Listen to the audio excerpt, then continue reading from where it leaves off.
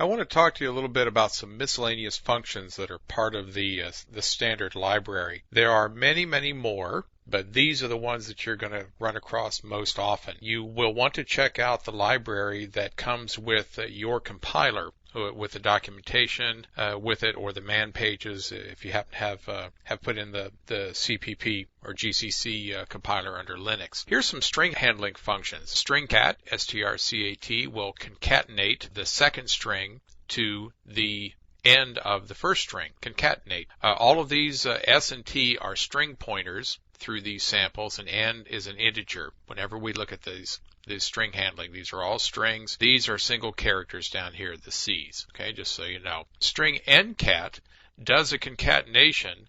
Again, it concatenates T to the end of S, but only for this many characters, for N characters. So you have 3 parameters to a string ncat. That way you won't add any more characters than you want to, so that you don't overrun the end of S. Here's a string compare, S and T. If S is less than T, that's alphabetically. If S contains characters in it and the string is less than T in the alphabet, a negative value will be returned, because what happens is that T, character by character, is subtracted from S. So this pointer, this whole string, would be, let's say that this is S and this is T, concatenate and compare.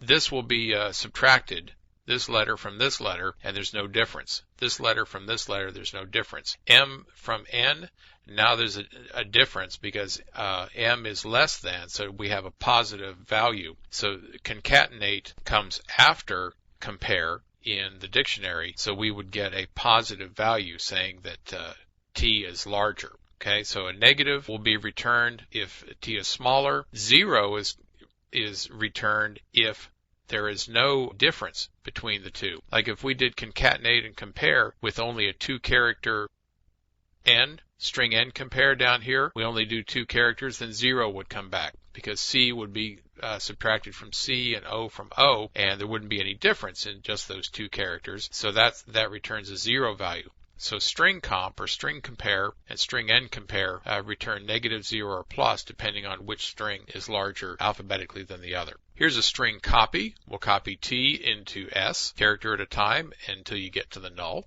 String N copy, there's a limit of how many bytes of T will be transferred to S, copied to S. Return the length of a string with string length. Here's a string character. We're going to look for this individual character in this string S, and we will return a pointer to this location within S, or if the character is not in S at all, we will return a null pointer of zeros. And here's string R character. We'll look for this character in the string S, but it will find the last one. It works its way all the way through the string looking for C, and remembers where the last one is and returns a pointer to it. So that's some of the basic string handling functions that you can use in C.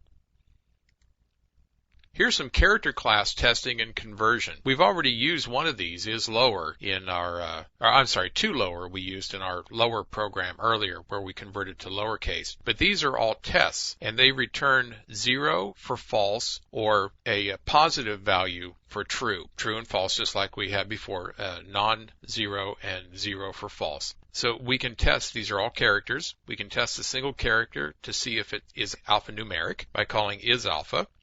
We can look for uppercase, test to see if it's an uppercase character by isUpper, which will return true if it is and 0 if it is not. isLower, is it a digit, numeric digit? Is it alphanumeric? In other words, can we print it out? Is alnum? Is it a space for white space?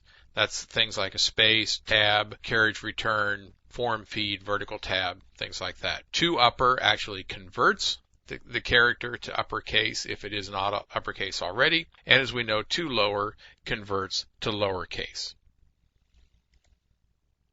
When we want memory in a program, we are able to ask the operating system for blocks of memory. There are some basic memory allocation functions that are part of the library. Remember, these things are not part of the C programming language. They're part of the library. We can use malloc, which is a memory allocator, and we ask it for a number of bytes. So if we do an malloc and put 1024 in here, we will get back a pointer. It's called a void pointer because it doesn't point to any particular kind of thing. So it's a void pointer.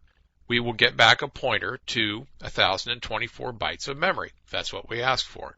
The operating system will take that off the heap and give us a pointer to it, and it keeps track of the memory that's been allocated. A calloc or calloc does the same thing, but it will clear the memory out. It will reserve the memory using an malloc, and then it will set it to zeros. And we have two parameters to a calloc. How many of a thing that we want, and then what is the size. This is good for structures. You can say that you want X number of structs of a certain size, and it will figure out what size they are and then do the multiplication for you and get the memory set aside and then zero it out. So you have how many you want and how big each one is, and for calloc. Then, when you're done with the memory, as a good programmer, you have to free it up. So you pass the pointer into free, which you had received from malloc or calloc. And free tells the operating system via the implementation that you have it tells the operating system that it wants the OS to release